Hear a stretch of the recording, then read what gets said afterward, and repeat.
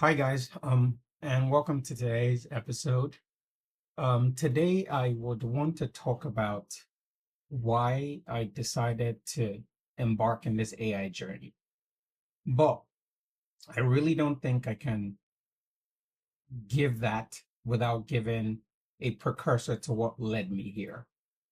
And to give my background, I studied computer science, but I never wrote code from the moment after I graduated university or college.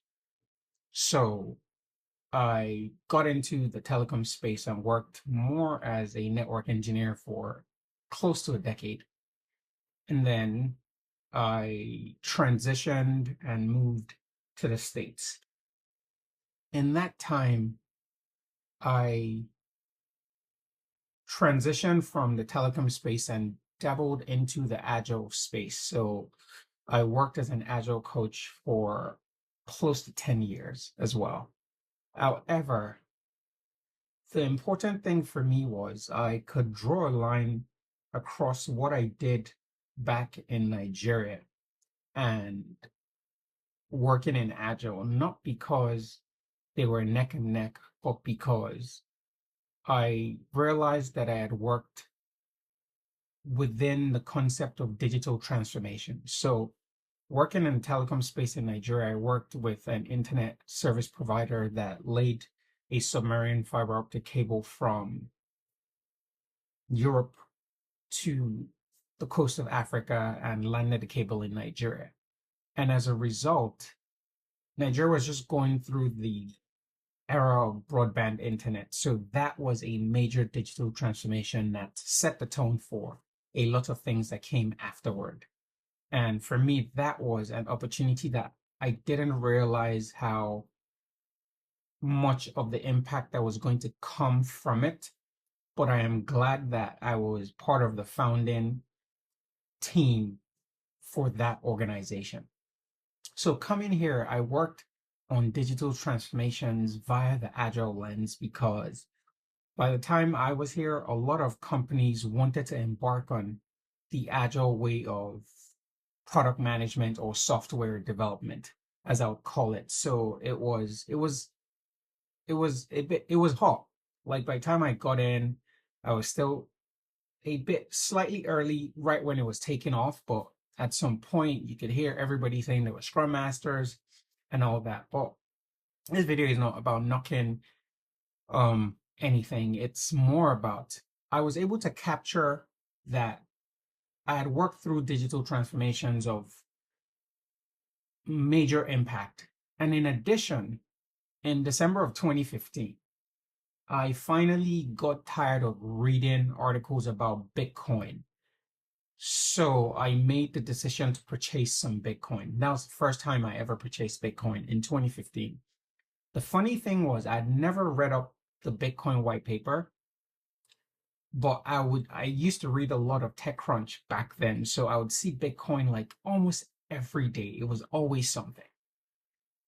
So I purchased this thing, very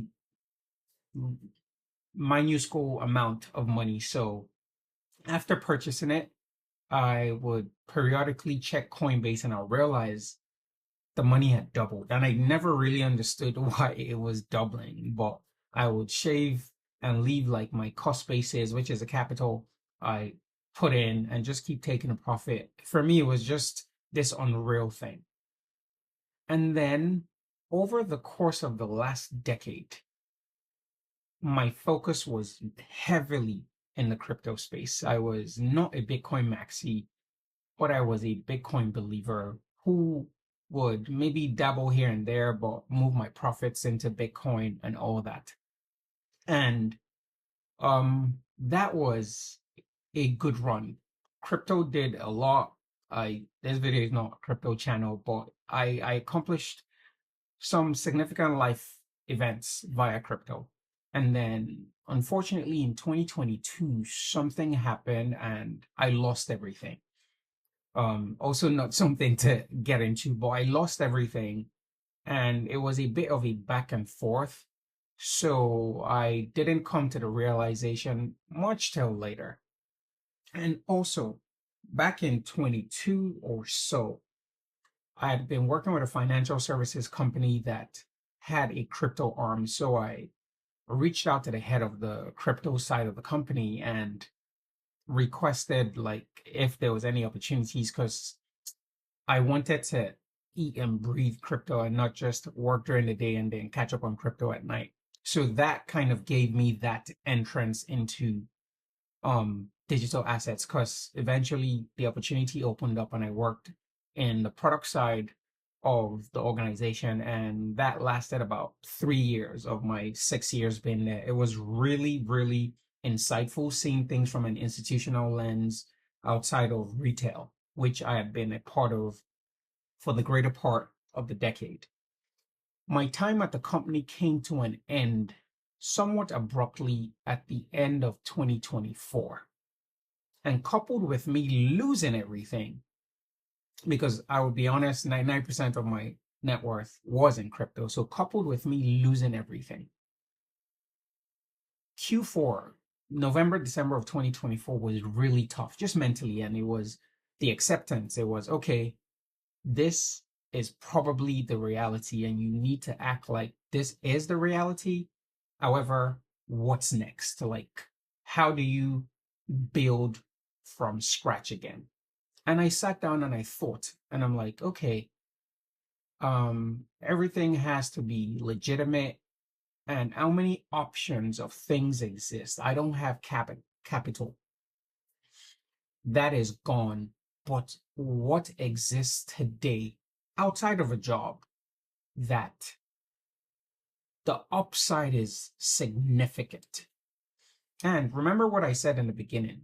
I'd worked through digital transformations throughout my career. The answer was pretty obvious. AI had been, should I say, democratized at the time because ChatGPT was already a thing. And for me, I arrived at the answer pretty easily, and it was AI. AI is the next thing that the world is going to feel the impact in the next decade. And the opportunity for the potential upside financially was also really there. And in addition, it was the one thing that, in the little attention and time I had given it from just studying, felt exciting and challenging enough for me. I suffer from one of those things where I kind of need to be stimulated or else I flatten out and my attention is gone. And that's why crypto kept my attention for as long as a decade. So with that said, at the end of 24, I kind of ended the year just excited in anticipation of, okay, I have some direction of how 2025 is going to go. And before the year ended, I'm like, okay, maybe I should take a course. I found an AI product course, and I, in my head, was trying to do it to increase my odds of transitioning in the job search. However, what the course did for me was way more than I ever bargained for. And for me, I try to explain it to friends that the course planted a level of curiosity that I did not know that I needed. And that was how 2025 started. The course ran for about 2 or 3 weeks in January. So by the end of January, I have all this excitement and I know that this is exactly what I want to do. I didn't want to just learn tools like Make and like that wasn't my goal. My goal was immerse yourself, understand this thing in the Babs way, and now make it your own thing. Like make sense of it in your way. And that's pretty much how I tend to operate. Like I spend the time learning and building conviction, and then I make it my own thing in my own way. And 2025 is why this channel exists. It was me understanding the concept behind AI. Like I said earlier, I don't know the math behind it. I said it in the previous video. However, just conceptually, the possibilities of what it can do, the mechanisms of what exists is why it was an easy and a very affirmable decision where I affirmed it after that course, and I'm like, this is exactly it. And that is exactly what this channel is going to be about. It's going to be me sharing what this journey has been up until present day, and then continuing to carry you along on the journey.